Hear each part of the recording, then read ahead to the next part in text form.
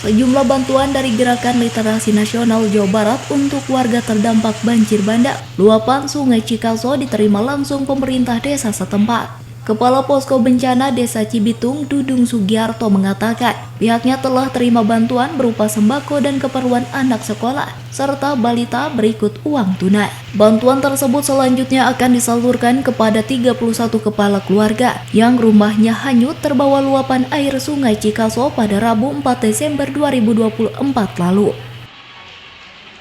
Bantuan ini kita fokuskan kepada warga yang rumahnya hanyut, yang sekarang tinggal di pengungsian. Karena kalau untuk semua yang terdampak, ini bantuannya tidak mencukupi, jadi kita fokus kepada warga yang masih mengungsi, yang rumahnya hanyut ada 31 rumah.